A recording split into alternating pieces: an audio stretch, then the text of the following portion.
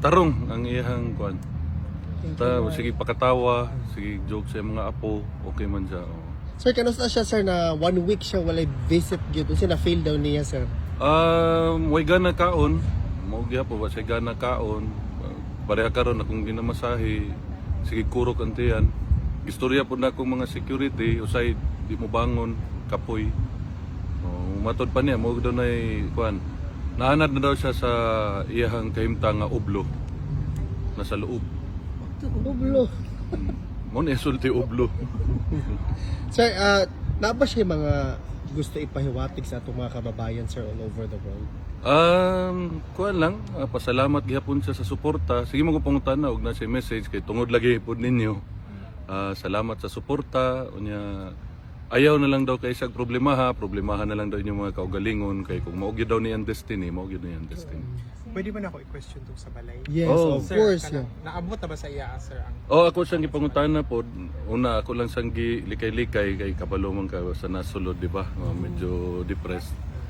So ako siyang gipangutan na nga og ibaligya ba tong balay sa among lula, sa dili daw to ibaligya, di sa musugot. Yan ako nang gidiretso nga imong balay diya sa Doña Luisa ibaligya ba ni tubag naman siya ngano nga baligya ba daw nga mo daw na yung pinakaunan niyang balay unya si Hanilet na mo daw kaugalingong balay dako daw. So mo to yan tubag. So di daw ni pabaligya. Pero nabaligya na ni Hanilet, ako pong gipangutan na nga kung ang titulo ka kinsa murag nisulti man to siya ka Hanilet daw murag ana. Wa po ko way klaro po diyan tubag pero nabaligya na pud may mabuhat. Kasi sa pagkakaron ang among inahan si mama namo ni sulti gyud nga og pohon og kaluyan sa Ginoo makagawa siya didto na siya papuyon sa balay namo. wow. Okay.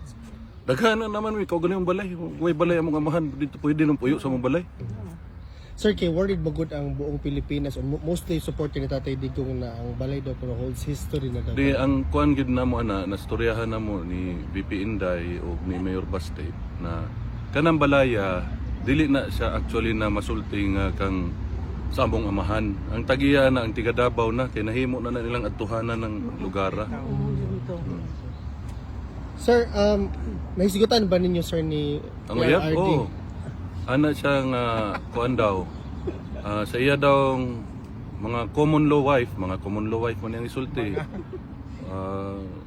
Katong kang Ma'am Jazz, ana siya nga wala man daw sila relasyon ni Ma'am Jazz kay di man daw sila igagaw. Di mo sila igsuon, so wala daw sila relasyon. So sa tanang uyab po daw niya, katong sa nailhan ako nga 13 ka buok des Davao, Kuyawan. pangita na lang daw muglain, kanang daghan daw credit card. Oh, mo na yung sulti. So doon sa pa, bahin sa uyab, sa common law wife, unsa man. Sir, kanang mga tanan ko nahisigutan ba ninyo ang kanang developments sa case ni VP Inday?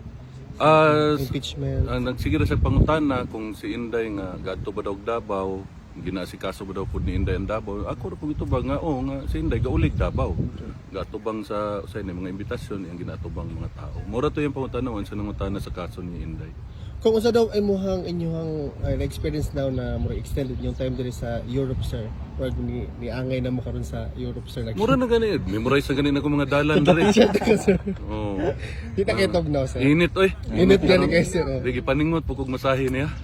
Okay, medyo init na pud sa sulod. How's his health sir? Mo to payat lagi, payat na kayo. Pero tarong pa mahinoon ng panghuna-huna. Pero sir, wala yung aircon da, sir, doon?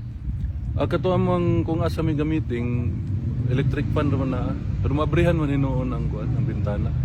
Init siguro. Isa pa na pa may question ma'am, basig na kung ano lang ko, last message nimo sa mga kababayan nato. Oh, like I said sa ato akong mga kapwa Pilipino, salamat sa inyong suporta sa akong amahan ug sa akong igsuon nga si VP Inday ug sa among pamilya. Salamat kaayo unya matudto pa ni Papa nga iyang message. Kalimti na lang daw siya, siguraduhan na lang daw inyong mga kaugalingon. Salamat. Salamat sir. Thank you, sir. Thank you sir.